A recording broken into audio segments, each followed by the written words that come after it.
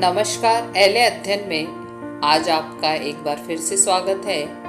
आज का विषय है वन महोत्सव क्यों मनाया जाता है और इसकी शुरुआत किसने की थी। जहाँ सजोए स्वप्न सलोने उस धरती का हाल सुनो, जहाँ सजोए स्वप्न सलोने उस धरती का हाल सुनो, जगत पुकारे पानी पानी घर घर घोर अकाल सुनो, बिन जंगलों के कैसे होगा विकास सुनो, जगत पुराने पानी पानी घर घर घोर अकाल सुनो। प्रारंभ से ही मनुष्य के जीवन में प्राकृतिक गैसों, पर्यावरण, पेड़ पौधे, वनों और जीव जंतुओं आदि की महत्ता बनी हुई है। ऐसे में मानव सभ्यता की शुरुआत से ही धरती पर विभिन्न तरह के प्राकृतिक बदलावों को भी देखा जाता रहा है। लेकिन जब प्रकृति प्रदत्त किसी चीज को मनुष्य द्वारा नुकसान पहुंचाया जाता है तो उसका सबसे पहले प्रभाव मानव जीवन पर ही पड़ता है। अब चाहे बात करें ब्राजील में स्थित अमेज़न जंगलों में लगने वाली आग की या जलवायु परिवर्तन की, दोनों ही परिस्थितियों में मानव जीवन को खतरा पहुंचा है।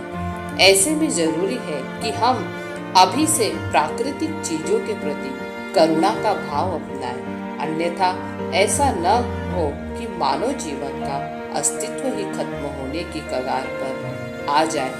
दोनों ही परिस्थितियों में मानव जीवन को खतरा पहुंचा है। ऐसे में जरूरी है कि हम अभी से प्राकृतिक चीजों के प्रति करुणा का भाव अपनाएं, अन्यथा ऐसा न हो कि मानव जीवन का अस्तित्व ही खत्म होने की कगार पर आ जाए। तो आइए इस वन महोत्सव पर प्रण ले कि जिस धरती पर हमने सजोए स्वप्न सलोने उन्हें हम साकार कर पाए। वन महोत्सव क्यों मनाया जाता है। भारत में वृक्षारोपण को प्रोत्साहन देने के लिए सन 1950 में भारत के कृषि मंत्री कन्हैया लाल माणिकलाल मुंशी ने वन महोत्सव की शुरुआत की थी, जिसे पेड़ों का त्योहार के नाम से भी जाना जाता है। हर साल भारत सरकार जुलाई के प्रथम सप्ताह में संपूर्ण देश में विस्तृत तरीके से वन महोत्सव का आयोजन करती है। इस दौरान स्कूलों, कॉलेजों और सरकारी व प्राइवेट संस्थानों द्वारा पौधारोपण किया जाता है। साथ ही वनों की महत्ता के प्रति सामान्य लोगों को जागरूक करने के लिए अभियान भी चलाए जाते हैं।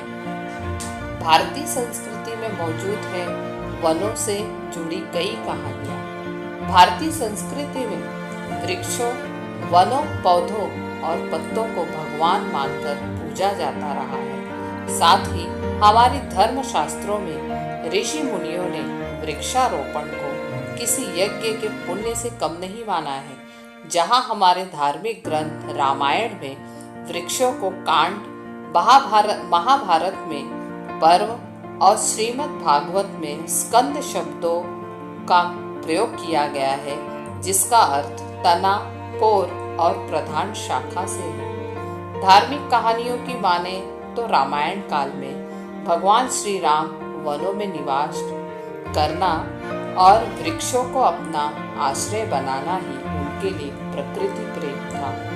तो वहीं कणव की पुत्री शकुंतला का पूरा बचपन वृक्षों की छाया में ही व्यतीत हुआ। साथ ही विष्णु पुराण में उल्लेख किया गया है कि वृक्ष लगाना और उसका पालन पोषण करना 100 पुत्रों की प्राप्ति से भी बढ़कर पुण्य माना गया है। इसके अलावा चरक संहिता में वृक्ष का प्राकृतिक औषधियां व जड़ी बूटियों के रूप में चिकित्सकीय दृष्टि से उपयोग बताया गया है। जैसा कि विदित है कि वन हमारे पारिस्थितिक तंत्र को संतुलित करने में मदद करते हैं, साथ ही पर्यावरण पर पड़ने वाले कार्बन के प्रभाव को कम करने में भी सहायक होते हैं। वहीं वन काफी हद तक बारिश कराने के लिए जिम्मेदार होते हैं। इसी वजह से एक रिपोर्ट के अनुसार भारत को वन क्षेत्रों में वृद्धि करने में 10 देशों की सूची में 8वां स्थान प्राप्त है। हालांकि पिछले 30 वर्षों में भारत और पूरी दुनिया में वनों की कटाई बढ़ी है, जिसके चलते भारत सरकार के वन विभाग ने पेड़ गिरने पर इसके नुकसान की भरपाई के लिए 10 पेड़ पौधे लगाने की अपील की है। जहां सजोए स्वप्न सलोने उस धरती का हाल सुनो। अंत में मैं आपसे यही कहूंगी कि पेड़ बचाओ, पेड़ लगाओ। धन्यवाद।